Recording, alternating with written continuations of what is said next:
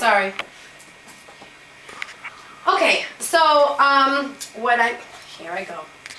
So Dominican Republic, most people, unless they know someone, obviously, who's from there, who has been there, don't really know much about our desserts. The Dominican Republic is a Caribbean island, and one of its major exports is sugar. So unlike a lot of the other European countries that everybody kind of knows about, you know, like Italy and Greece, and they have all their famous desserts, people don't realize how many desserts actually come out from the Dominican Republic.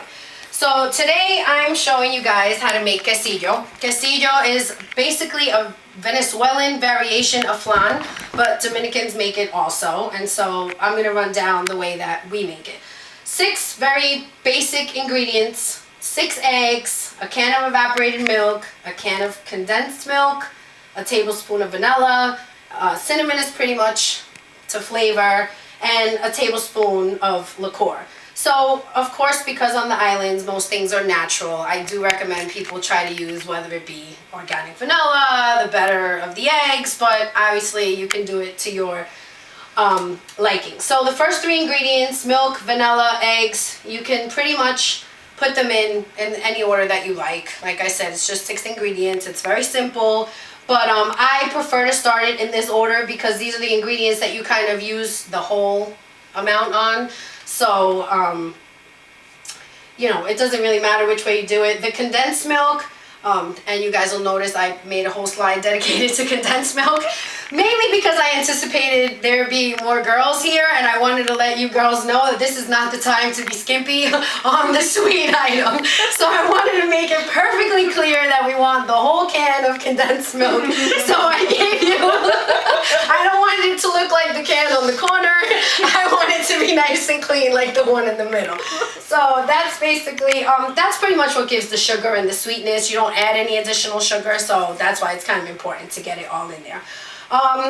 I'm sure some of you have used a mixer, but obviously I kind of did this because I think a lot of people expect that it will thicken because of what's in it, but because everything is cold, I just kind of wanted to show you that you do mix it. I mean, you'd mix it like anything else, you know, start slow, mix it a little bit faster. But I just wanted to show you that it gets just kind of like bubbly and silky, but it doesn't necessarily ever get any thicker. So liquor. Basically, the tablespoon of liquor kind of just removes the eggy flavor, which is what some people don't like. So that's why I put add to taste. If not, just stick at least with the tablespoon, just to kind of give it, you know, that flavor that just doesn't taste like you made eggs.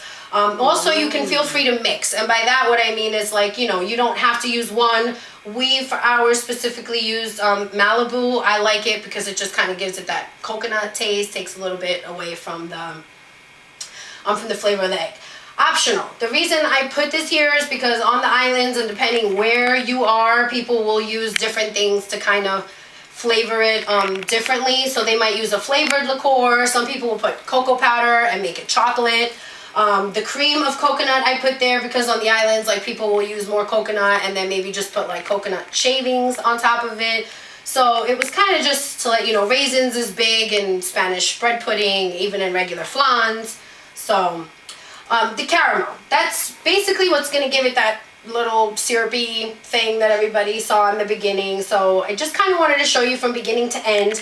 I think one of the things people usually have the biggest issue with is when they put 1 cup of sugar, 1 cup of water.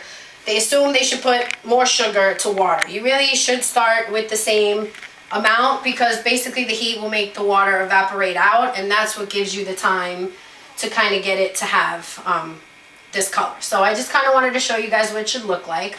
Coat the baking dish, pour it in. It's not like when you would regularly bake a cake. You don't have to grease it, no butter, nothing that you put around it. Just make sure it's, you know, metal. Try to make sure you pour all of it in there. That should give you a pretty decent amount. And if you don't find that you get this color or that texture with the caramel, you can add more sugar as you go in. But the 1 cup of water and the 1 cup of sugar gives you a better starting point. Just make sure that you coat the whole thing, get it all around the middle. Most people use a dish like that has that center, so, and then you just pour everything in.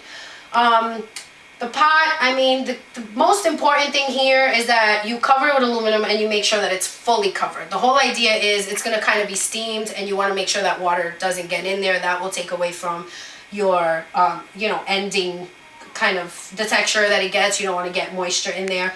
The pot, so you want to cover it fully also, but one thing I just want to say about the pot is just a thicker pot I find is just better. It just holds the heat better and it doesn't kind of overcook it. If you use something too thin, it'll just get too hot too quick. And the water just enough to kind of get to the edge. I don't know if you could see it there, but that's basically just telling you don't get too far up from the side. This picture, you would use just something wooden that you can kind of stick in the middle. I think like most cakes, you can use a knife. I mean, we prefer to use like a toothpick. Just put it through the middle, make sure that it comes out clean. You can use something just to kind of get out. It will get hot. I mean, obviously it's metal on metal and it does boil in there. You're basically boiling it for about 25 minutes. Once you get it out, this is just kind of an easy way to show you guys how to just kind of get it out, you know. I mean, if you're a beginner, you may not know, let it sit for a little while. Make sure you put something over it. If you saw the other picture with the knife, it does kind of get stuck to the sides because you don't butter it, so the caramel, just make sure that you peel it away and then you hold it and you flip it over. And the bottom picture was mainly because I wanted to show you that you could actually do it and it doesn't have to be just something with the circle in the middle, and it could be two different types. So that's basically how you make quesillo.